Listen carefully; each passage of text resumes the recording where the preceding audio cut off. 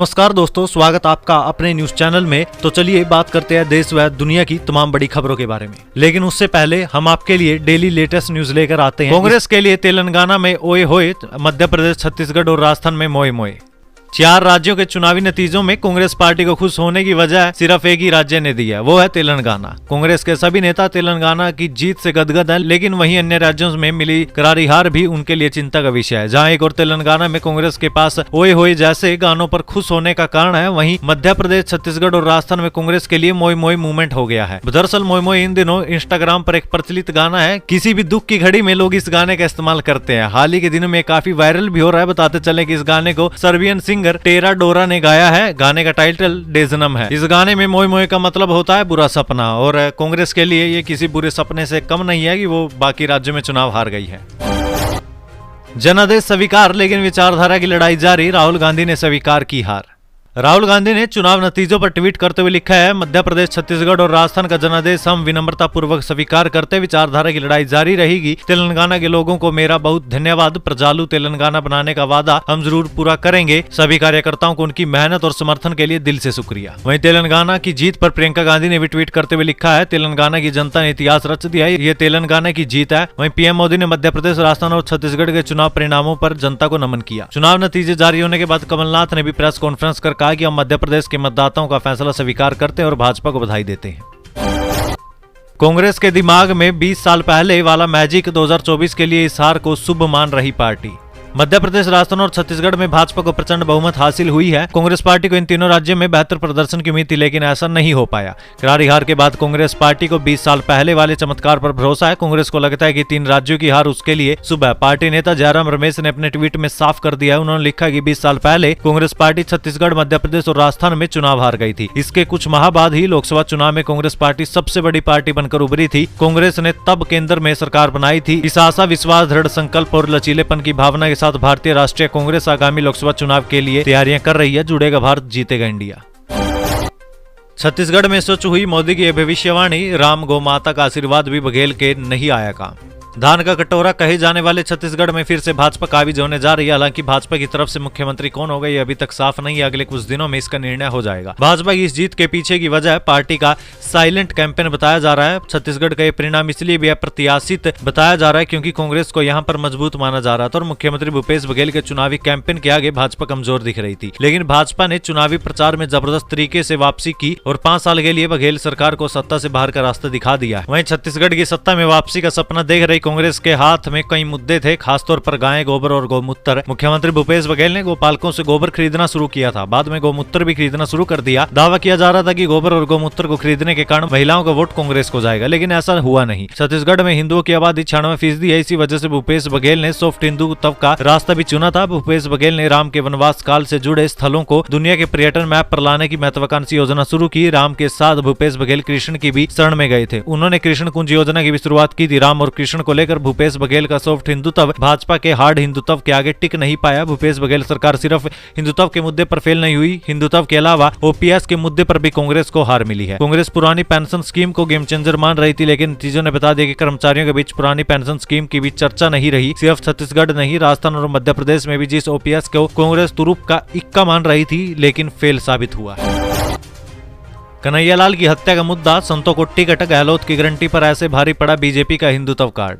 राजस्थान में कल सत्ता की तकदीर और तस्वीर स्पष्ट हो गई है। यहाँ विधानसभा चुनाव में एक बार फिर से रिवाज कायम रहा है और सत्ताधारी पार्टी 5 साल बाद अपनी सत्ता गवा बैठी है। प्रदेश के चुनाव नतीजों में भाजपा ने 100 सीट के जादुई आंकड़े से ज्यादा सीटें हासिल की, जबकि कांग्रेस 70 सीटों पर अटकती दिखी। अब चुनाव नतीजों के साथ राज्य में भाजपा के जीत के कारण और कांग्रेस की हार की वजहों की भी चर्चा होने लगी है। इन्हीं में से एक मुद्दा ध्रुवीकरण का है, तो विधानसभा चुनाव के प्रचार में छाया रहा। हम आपको बता रहे हैं कि राजस्थान केरल में कैसे हावी रहा ध्रुवीकरण। देखिए, राज्य की सत्ताधारी कांग्रेस चुनाव से पहले अपने गारंटियों के लिए मुखर थी। इनमें 500 रुपए के किफायती दाम में सिलेंडर, चिरंजीवी योजना में इलाज, महिलाओं के लिए मुफ्त मोबाइल को अपने प्रचार का हिस्सा बनाया। वहीं पलटवार में भाजपा ने जहां केंद्र सरकार की कल्याणकारी योजनाओं को सामने रखा, तो वहीं साथ में ध्रुवीकरण को भी साधने का काम किया। इसी कड़ी में सबसे पहले भाजपा ने साधु संतों को चुनाव मैदान में उतारकर हिंदुत्व कार्ड खेला। दिलचस्प तो ये भी है कि जिन सीटों पर साधु संत उतरे वहां पोलिंग अच्छी हुई। राजस्थान में इस बार भाजपा ने एक भी मुस्लिम को अपना उम्मीदवार नहीं बनाया, जो 3 दशक में पहली बार हुआ है। पिछली बार विधानसभा चुनाव में यूनुस खान इकलौता मुस्लिम प्रत्याशी थे जो टोंक सीट पर कांग्रेस के सचिन पायलट के खिलाफ उतरे। हालांकि पार्टी ने इस बार न ही यूनुस खान को टिकट दिया और न ही किसी अन्य मुस्लिम चेहरे को। यूनुस बगावत कर निर्दलीय मैदान में उतरे और अपना चुनाव भी जीत गए। मल्लिकार्जुन खड़गे बोले, 3 राज्यों में पार्टी का प्रदर्शन निराशाजनक, 2024 की करेंगे पूरी तैयारी। 4 राज्यों के विधानसभा चुनाव के लिए चल रही मतगणना के बीच कांग्रेस अध्यक्ष मल्लिकार्जुन खड़गे ने प्रतिक्रिया दी। उन्होंने कहा कि मध्य प्रदेश, राजस्थान और छत्तीसगढ़ के विधानसभा चुनावों में पार्टी का प्रदर्शन निराशाजनक रहा है। कांग्रेस इन अस्थायी झटकों से उबरकर लोकसभा चुनाव के लिए इंडिया गठबंधन के सहयोगियों के साथ मिलकर पूरी तरह से तैयारी करेगी। उन्होंने तेलंगाना की जनता से आभार जताया, जहाँ उनकी पार्टी भारत राष्ट्र समिति को सत्ता से बाहर करने की दिशा में आगे बढ़ी। उन्होंने कहा कि पार्टी ने इन सभी 4 राज्यों में जोरदार प्रचार किया था। उन्होंने लाखों कांग्रेस कार्यकर्ताओं के प्रयासों की सराहना भी की। नितिन गडकरी बोले, लोगों ने पीएम मोदी की नीतियों का किया समर्थन, डबल इंजन सरकार में तेजी से होगा विकास। केंद्रीय मंत्री नितिन गडकरी ने कहा कि मध्य प्रदेश, छत्तीसगढ़ और राजस्थान के लोगों ने प्रधानमंत्री नरेंद्र मोदी की नीतियों का समर्थन किया और भाजपा को वोट दिया है। गडकरी ने कहा कि छत्तीसगढ़, मध्य प्रदेश और राजस्थान में डबल इंजन की सरकार बनने से तेजी से विकास होगा। उन्होंने नतीजों के लिए प्रधानमंत्री मोदी, भाजपा प्रमुख जेपी नड्डा और स्थानीय पार्टी नेतृत्व के साथ साथ कार्यकर्ताओं की सराहना की। उन्होंने कहा कि देश की जनता ने चुनाव के जरिए अपना मूड बताया, खासकर राजस्थान, मध्य प्रदेश और छत्तीसगढ़ में। 3 राज्यों में बहुत अच्छे परिणाम मिले हैं। एक तरह से लोगों ने मोदी जी के नेतृत्व में हमारी सरकार की नीतियों के प्रति अपना समर्थन व्यक्त किया है।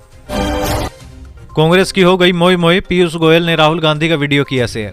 मध्य प्रदेश, राजस्थान और छत्तीसगढ़ के विधानसभा चुनाव में भाजपा काबिज रही और कांग्रेस इन तीनों ही राज्यों में काफी पीछे रह गई। चुनाव नतीजों के इन्हीं रुझानों पर केंद्रीय मंत्री पीयूष गोयल ने कांग्रेस पर तंज कसते हुए राहुल गांधी का एक मोई मोई वाला मीम शेयर किया है। इस मीम में राहुल गांधी कहते दिख रहे हैं, राजस्थान में भी सरकार जा रही है, छत्तीसगढ़ में भी सरकार जा रही है। इस मीम को लेकर पीयूष गोयल ने कैप्शन में लिखा, सच हुई राहुल गांधी जी की भविष्यवाणी। लाल डायरी पेपर लीक या कन्हैया लाल, राजस्थान में किस कारण मिली गहलोत को हार।